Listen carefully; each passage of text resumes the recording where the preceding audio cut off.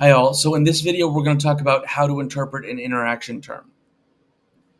And so we look at this regression. And so the interaction term is the difference between the 3-day return response to an earnings surprise for value firms and the 3-day return response to an earnings surprise for growth firms. So let's step back a second and just understand what we're looking at.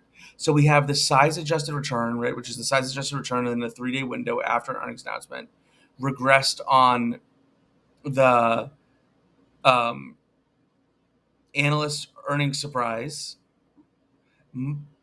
and the analyst earnings surprise interacted with a value dummy variable and the dummy variable itself. And so if we think about that, what are we really looking at? So we've got a dummy variable, which is 1 if it's a value firm and 0 if it's a growth firm. We have the analyst earnings surprise interacted with the dummy variable. So if the dummy variable is equal to 0, this term goes away, this term goes away. We're just left with this, right? The analyst earnings surprise. If the dummy variable is 1, then we're left with this, this, and this. So let's take a look at this.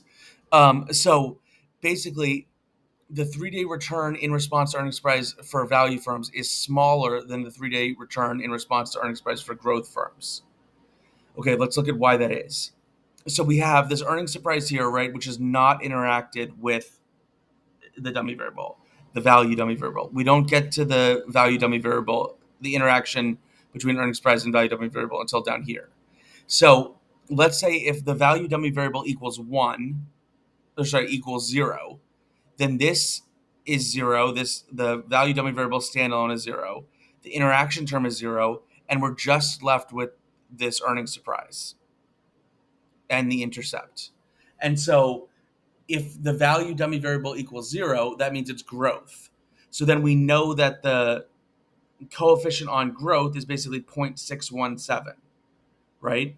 Now but what about if it's 1? Then what is the coefficient if it for value firms? Well, the value dummy variable stays with us, right, at 0.002. So we've got this. We have the earnings surprise of 0.617. This stays with us. And then we have the earnings surprise interacted with the value dummy variable is negative 2.42. So now the new earnings surprise coefficient for value firms is 0.617 minus 0.242. And so that's basically 0.375.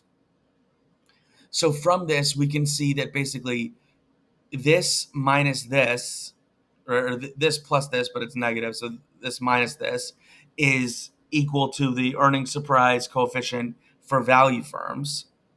And this alone is equal to the earnings surprise coefficient for growth firms, right? And because this is negative, we know that these two together are going to be less than just this one, right? So this means that value firms have a lower response to earnings surprises than growth firms. That is, investors are more reactive to an earnings surprise from growth firms than value firms. And so I hope that makes sense.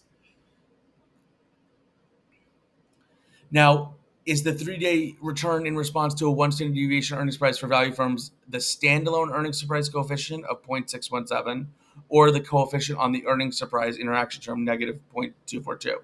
So what I'm asking here is, what is the coefficient for value firms? Is it this number up here, the earnings surprise, or is it this number down here?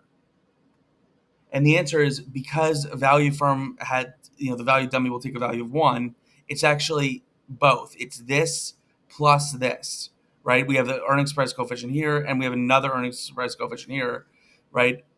And so it's going to be 0.617 minus 0.242 is 37.5 basis points.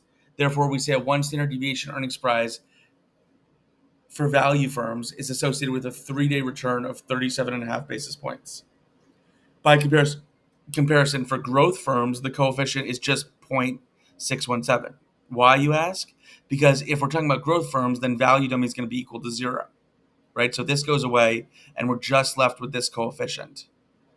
And so therefore, with just that coefficient, that means that a 1 standard deviation earnings surprise for growth firms is associated with a 3-day return of 61.7 basis points. And so I hope you can see now that really what an interaction term is it's just the difference between the earnings surprise for a value firm and the earnings surprise for a growth firm. All right, thank you so much for watching, and I'll see you in the next video.